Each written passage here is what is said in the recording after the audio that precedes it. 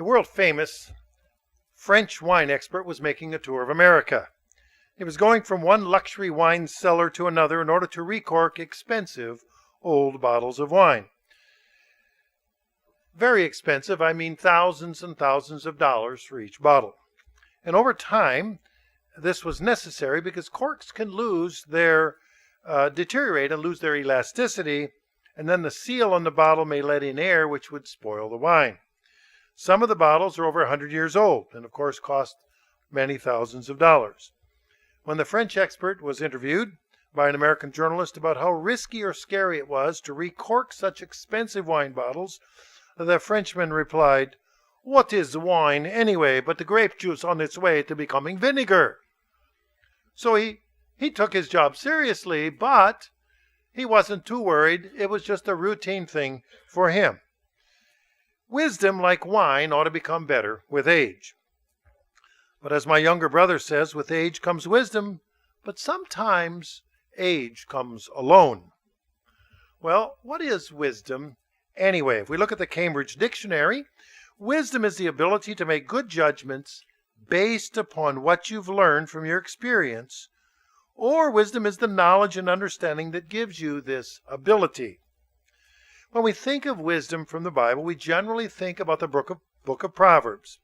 Well, today we're going to look at Proverbs 30, verses 24 through 28. I've entitled this sermon, Four Little Things on Earth, Wisdom from Proverbs 30. Four Little Things on Earth, Wisdom from Proverbs 30. If we start in Proverbs 30 and verse 24, we're told there are four little things which are little on the earth, but they're exceedingly wise. I find it interesting that the word exceedingly is used to describe wisdom. Not just a regular portion of wisdom, but a whole lot of wisdom. I suppose regular wisdom would be something like, don't put your hand on a hot stove. And most of us have gained that wisdom. Or perhaps we've learned, watch where you're going. Most of us have learned that we can get hurt or suffer pain if we bump into things or fall down.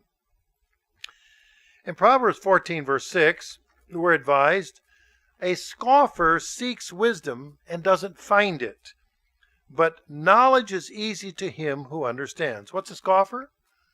Somebody who doesn't necessarily have a good opinion of someone or something. Scoffer, he's a skeptic or a cynic. Seeks wisdom and doesn't find it. Knowledge is easy to him who understands. So really we seek understanding to help us to gain wisdom. Of course, the example is famous about Solomon, who asked for wisdom and then pursued it in 2 Chronicles 1 and verse 7. This is the time when King David had died. Solomon was now becoming the new king. In 2 Chronicles 1 and verse 7, that night, God appeared to Solomon and said to him, ask for whatever you want me to give you. You ever thought about finding an old lamp, rubbing it, and the genie comes out and you get 3 wishes? Stories abound of those. What would you wish for? What do you want?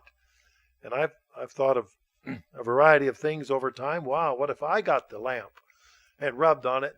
What could you narrow it down to 3 wishes? And of course, the clever people, they all want their third wish is to get 3 more wishes, and then keep going from there. But Solomon was asked, whatever you want. And so in verse 8, Solomon answered God, you've shown great kindness to David my father, and have made me king in his place. Now, Lord God, let your promise to my father David be confirmed, for you have made me king over a people who are as numerous as the dust of the earth. Too many to count. Give me wisdom and knowledge that I may lead this people who is able to govern this great people of yours. He didn't say these great people of mine. He said these great people of yours. Notice God's response in verse 11. God said to Solomon, since this is your heart's desire, and you've not asked for wealth, possessions, or honor, nor for the death of your enemies, and since you've not asked for a long life, but wisdom and knowledge to govern my people, over whom I have made you king, therefore wisdom and knowledge will be given to you. Notice those are together, wisdom and knowledge.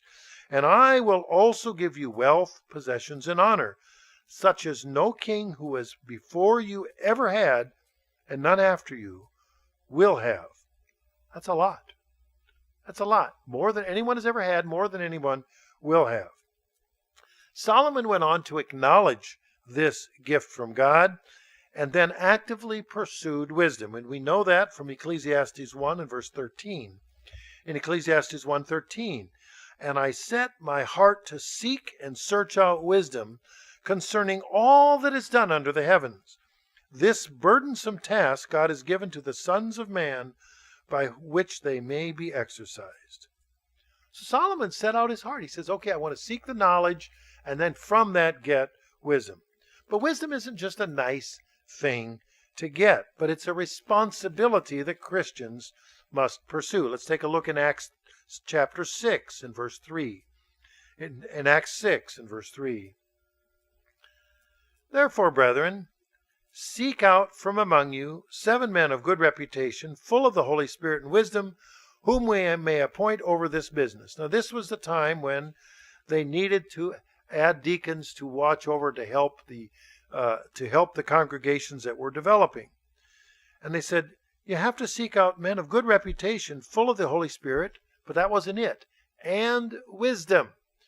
In other words, those who had accumulated knowledge and were able to make good decisions.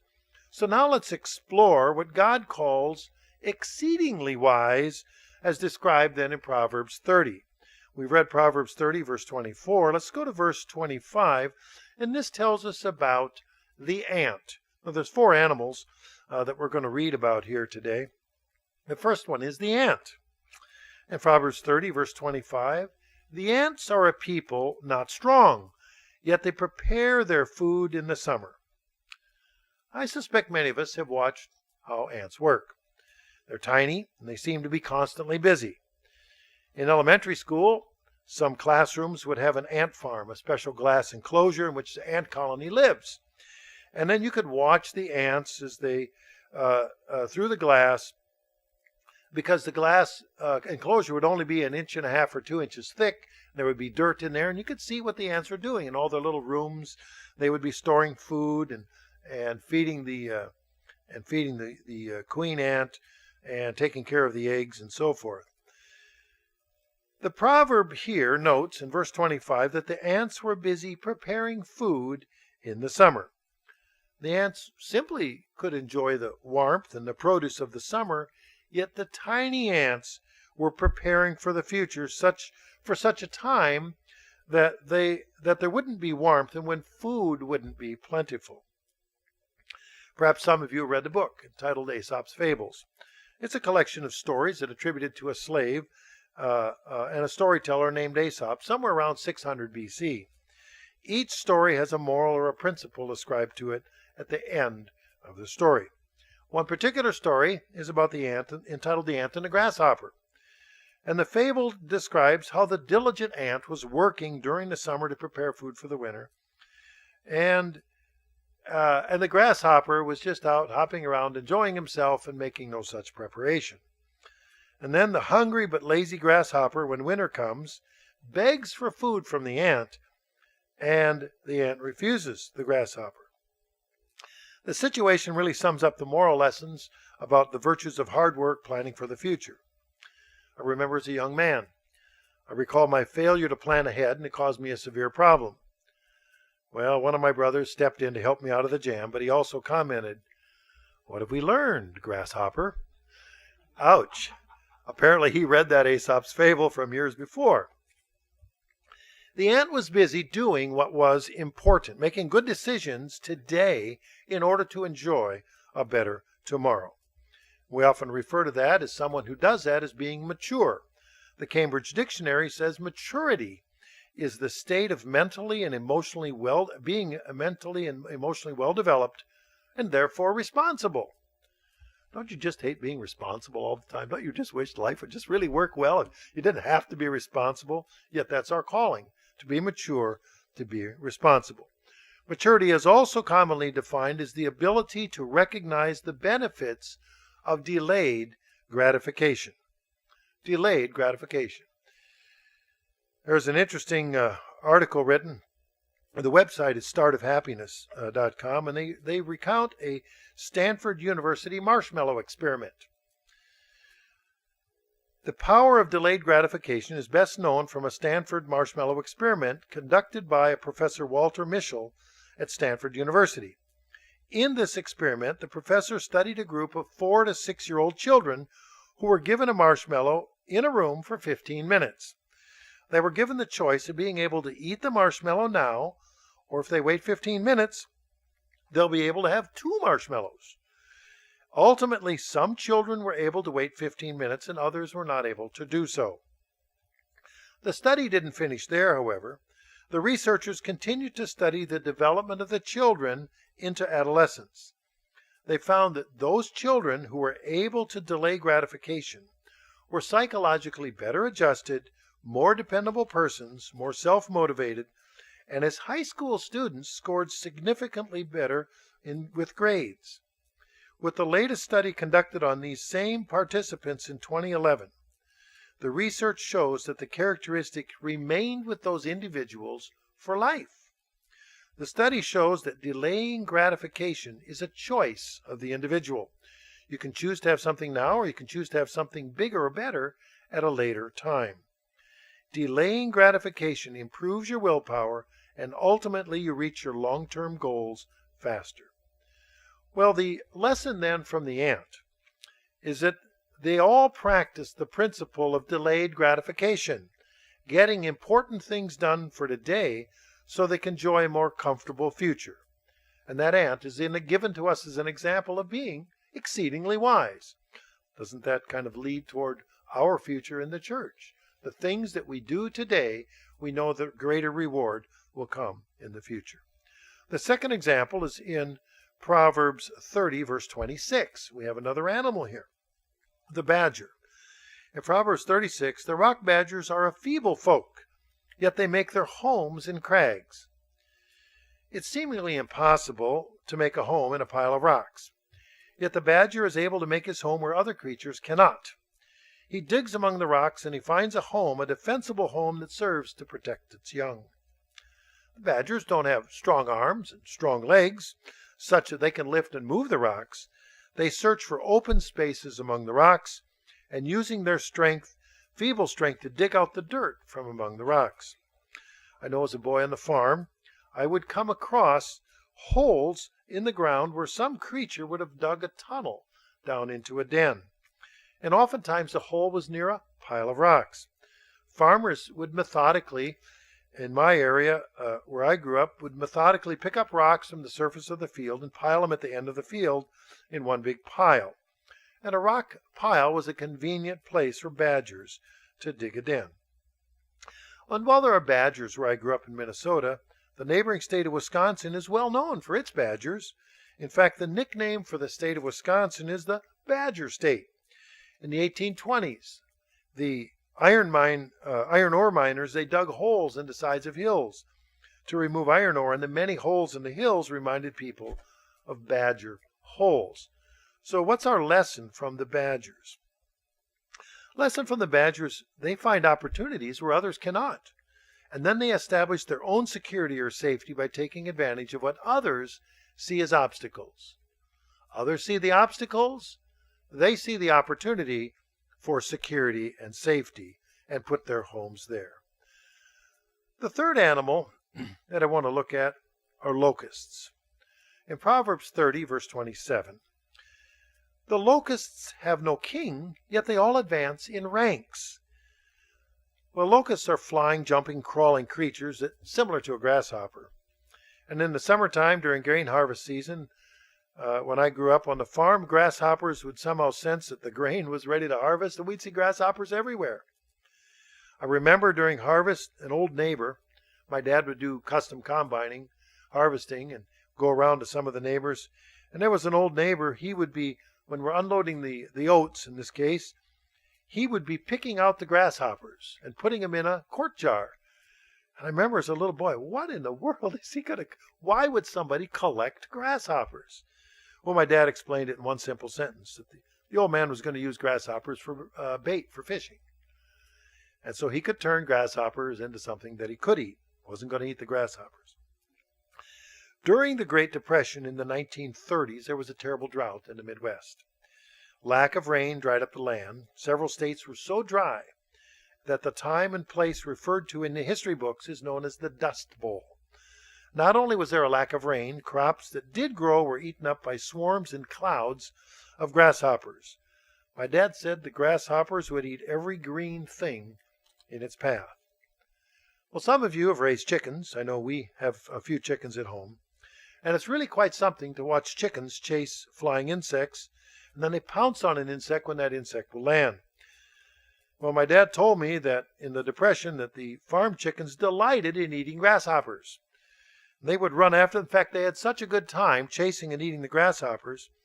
Then they ate so many grasshoppers that the chicken eggs turned green inside and out. The shells were greenish. The egg whites were greenish. The egg yolks were greenish. My dad said it was hard to eat the green eggs.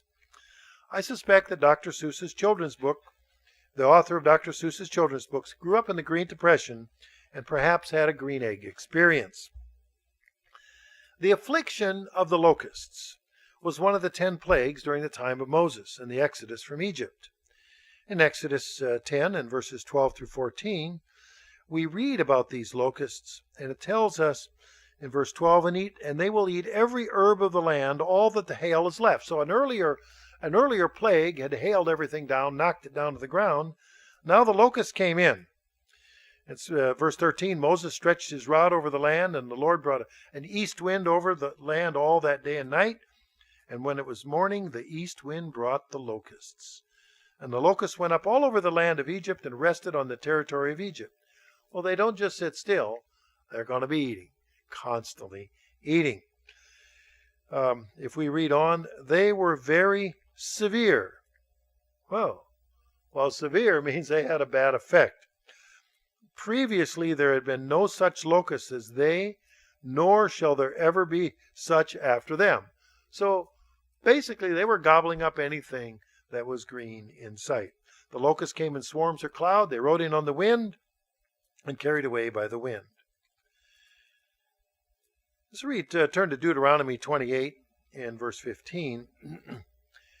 And in that part of the Bible, we have the blessings and the cursings. The blessings and the cursings. And it's interesting, in verse 28:15, it talks about what happens if you don't listen to God, you don't obey God, you don't do what he says and follow his commandments.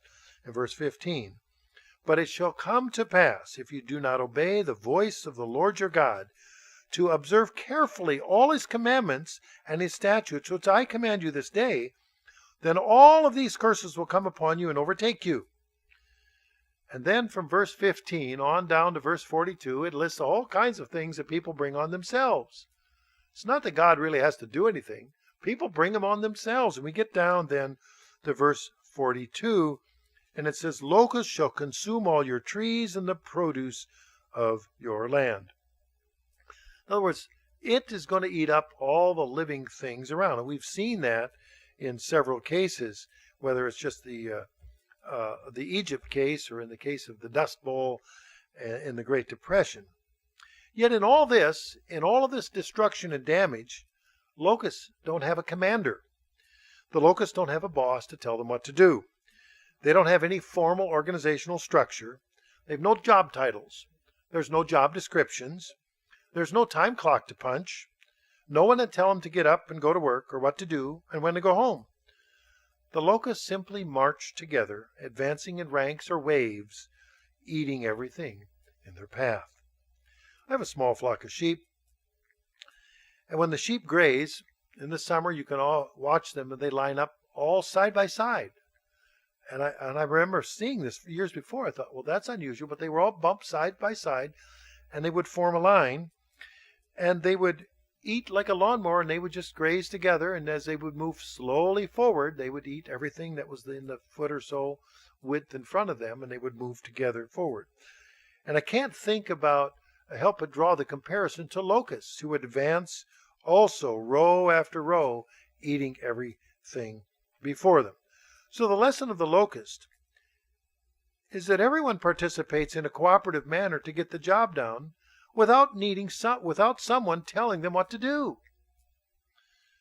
It's sort of like this congregation. Everybody stands up and goes and gets things done, and you don't have to tell people what to do. It's absolutely remarkable. It's following the wisdom that comes from this of sensing what needs to be done and then doing it is absolutely marvelous. So we have that lesson of the locust where people participate in a cooperative manner to get the job done without someone telling them what to do. The fourth example that we have in Proverbs 30 is in Proverbs 30, verse 28. And this is probably the one that makes me twitch the most, and this is the spider. So Proverbs 30, verse 28, the spider skillfully grasps with its hands and is in the king's palaces. Now, I don't know about you. I really don't like spiders.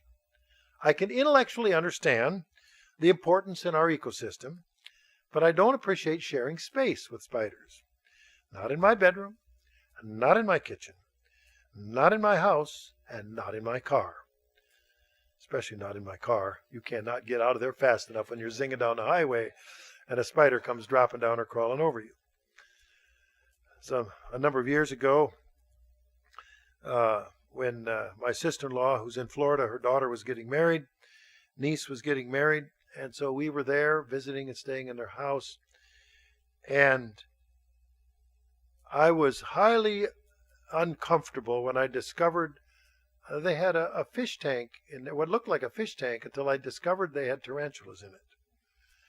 Hard to sleep at night when all somebody has to do is knock the tip off the tarantulas. It made me think of that, the Raiders of the Lost Ark movie with Harrison Ford, Indiana Jones series, where the guy in the South American cave was covered with big, hairy tarantulas. Not my fondest thought. But I realized I really don't know much about spiders. I mean, I'd never looked them up or studied. Why would this example be here for spiders? So I came up with an interesting website, 10 Facts About Spiders by an Annalise Dubner under ranker.com. And she put together some interesting information and starts out with things that I could quite agree with. Most everyone hates and fears spiders on sight. I can agree, we're starting off really well here. But they're actually some of the most impressive, well-equipped animals on Earth. They are the highest order of predator, built for killing and built for survival. Their amazing adaptive bodies make them some of the most successful carnivores, flesh eaters, on the planet. Over the history of the Earth, they've managed to cover every continent and every environment. There are over 40,000 known species and probably more that we've never seen. How many spiders in the world? Well, it's estimated there are up to 1 million spiders per acre of land on Earth. And in the tropics, the number is closer to 3 million. So let's take a look just a little bit. How do we understand about these spiders? I mean, where's the wisdom here? Right now, I'm still twitching. Well, number one, insect control is what spiders do, and they do it well. They eat more insects than birds and bats combined, so they should be considered then one of humans' best friends. They can play a big role in controlling insect population. If you have 2 flies, an adult male and an adult female housefly, and they reproduce without limit, and all of their offspring reproduce without limit, and so on and so forth, and they reproduce. At the end of 1 year, those 2 flies would have produced so many offspring that they would cover the earth 4 to 5 feet thick. So you know the regenerative power here of the flies, and so, which I'm sure have a necessary component in our environment, but the spiders make a control over insects. As a lad growing up on the farm, I remember looking out across an alfalfa field where the grass was, even after it was harvested, or when the alfalfa was just a few inches tall, and then you'd look out at the dew in the morning, and the sun would come up and shine on the dew, and you would see thousands and thousands of spider webs, and the dew would be catching on the spider webs. And yet you go walk out there and you don't see them, but you know they're there. So insect control, and they wouldn't be there if there wasn't something to eat. So insect control, which is critical. So think about that. If they're ever in your house or your garage or even in my car, that means that they're looking for something to eat. And we should be thankful that they're eating those things so we don't get overrun by those. Another interesting thing about spiders, they have some amazing weaponry. Spiders use their own silk to trap their prey, but sometimes they don't spin the typical web. They can use a sticky blob of silk on the end of a line, like a bola, they call it, like the South American cowboy would use. And they attract their prey in some way with the scent of a pheromone, and then they use this swinging sticky silk with this clump of silk on the end to trap it and wind it up and bring it in. So they do have amazing weaponry. Some spiders also practice fishing. 8 of the world's 109 arachnid families can catch and consume small fish. I didn't need to know this. The spiders can subdue fish 5 times heavier than they are. At least 18 species can actually catch fish. Some spiders can swim, dive, and walk on the water's surface. The particular hunters anchor their hind legs to a stone or a plant, and with their front legs resting on the surface of the water, and then patiently wait to ambush their prey. The slightest movement in the water under their legs can spur them into attack. There are several species of spiders that can actually swim underwater and be submerged for 20 minutes to an hour. And what they do is they create a diving bell, a bubble of air around them so they can survive for that long. Spiders also amazing examples of hydraulics. In other words, lever action. Jumping spiders, which is a common type of spider. I really didn't want to know about this either, but jumping spiders, one of the more common type of spiders in the world, have the ability to jump great distances, probably 50 times their own length, which is probably one reason why people really don't like them very well and want to get away with them or squish them. The thing is that spiders don't have a particularly strong muscles in their leg. They use what we would consider to be hydraulic pressure by they squeeze fluids from the body into the legs to make them expand. So just like on using farm or construction equipment, they use hydraulic power. And then there's the spider senses. Spiders, most of them have multiple pairs of eyes. Not just one pair, but multiple pairs. Can you imagine if we had multiple? Well, my mom had multiple pairs, I'm sure of it, because she always could tell what we were doing. But I called her up this week and apologized for the birthing pangs that I gave her and 65 years of grief. She said, "It's okay, you weren't the worst one." I didn't want to ask which of my brothers she was referring to. I just let that one go. But multiple eyes. They usually interact with the world through tactile or feeling sensation.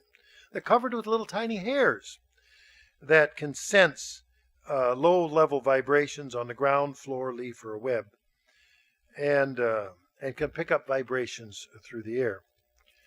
And unfortunately, some of them can even use their bristles for defense, shooting them off like little missiles. Some spiders form societies. The majority of spiders are aggressive. Well, that I knew figure out. And they're solitary. Yeah. There's only one of them or 2 of them in one area, and they're aggressive. But about 40 of them have something in common with ants and bees because they're social. They have communities. Generally, they live in tropical parts of the world. Good reason not to go to Brazil.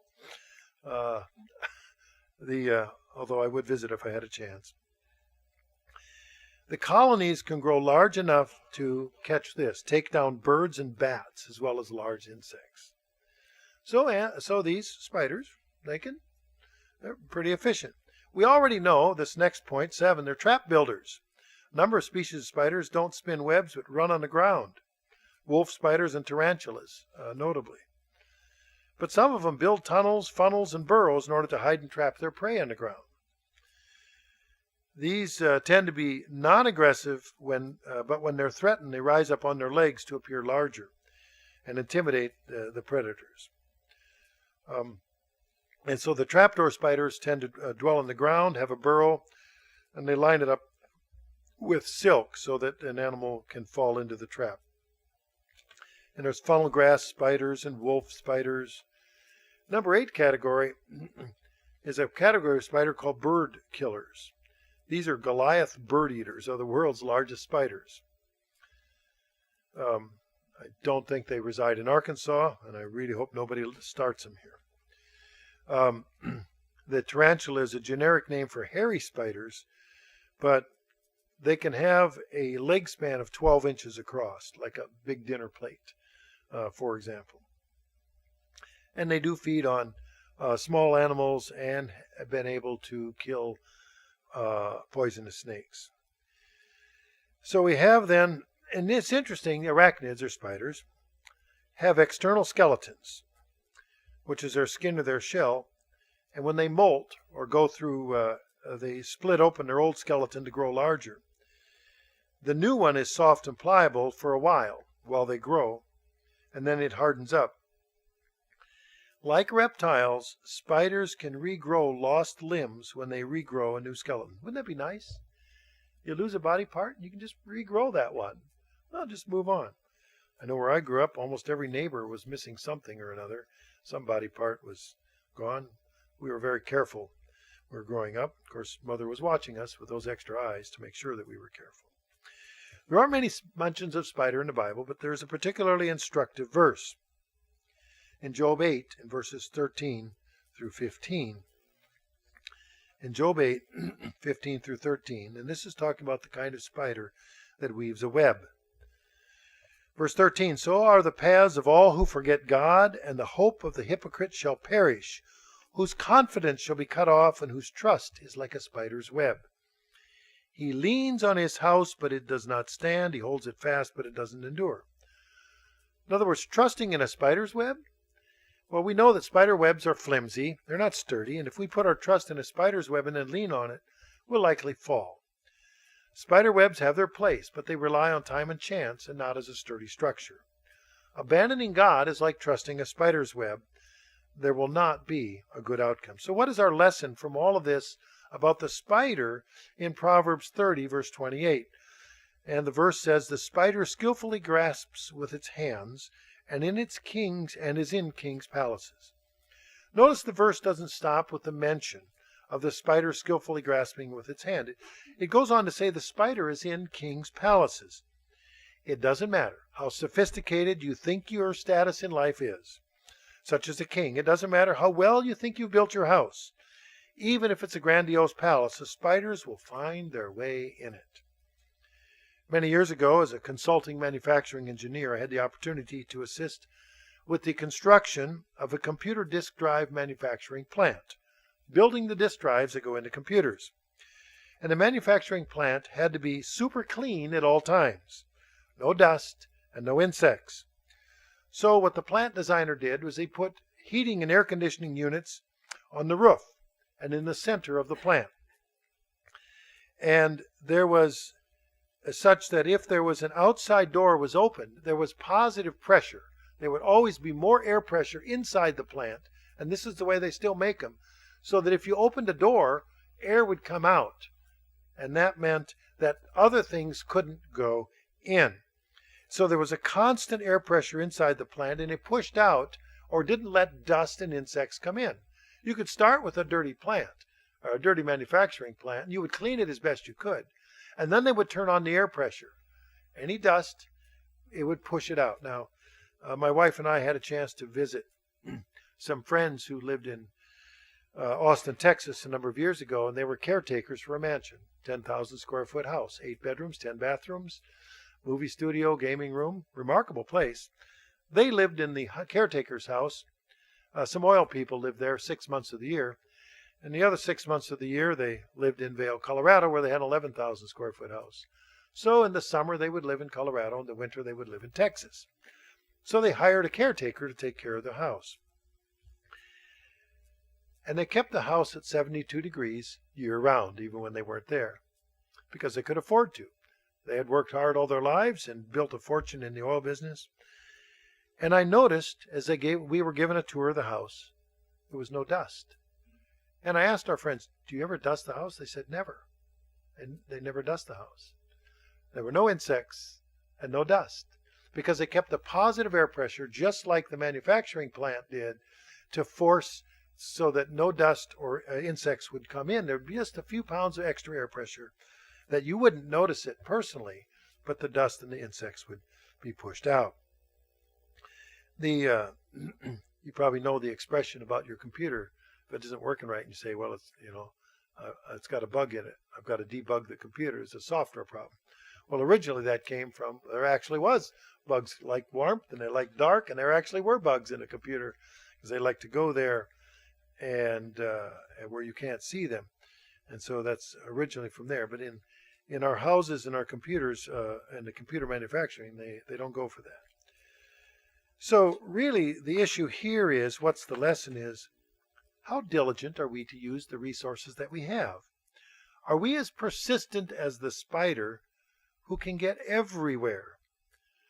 Because the spider, with all of their resources, managed to reproduce around the world and do an enormous job of catching their prey and keeping the world limited on the insects and their other targets. So a lesson from spider is to use our resources, however they're limited, to accomplish our objective. So God gives us 4 scriptural examples of animals who are exceedingly wise. In Proverbs 30, verse 24, there are 4 things which are little on the earth. They're not very big, but they're exceedingly wise. Not just a little bit wise, but extraordinarily wise. Verse 25, the ants are a people, not strong, yet they prepare their food in the summer. Well, the lesson of the ant is that he practiced the principle of delayed gratification, getting important things done today so they can enjoy a more comfortable future. The next example in verse 26, the rock badgers are a feeble folk, yet they make their homes in the crags. The lesson of the badger is that they find opportunities where others cannot or will not, and then they establish their own security or safety by taking advantage of what other people see as obstacles. They see the opportunity, other people see the obstacles. In verse 27, the locusts have no king, yet they all advance in ranks. The lesson of the locust is that everyone participates in a cooperative manner to get the job done without someone telling him what to do. And verse 28, the spider skillfully grasps with its hands and is in kings' palaces. The lesson from the spider is to use our resources, however limited, to accomplish our objective. It is our Christian responsibility to learn wisdom, to make the most of what God has given to us. God has provided some examples from Scripture that can help us to understand what it means to be exceedingly wise. So let's follow the examples of the 4 little things on earth, the wisdom from Proverbs 30.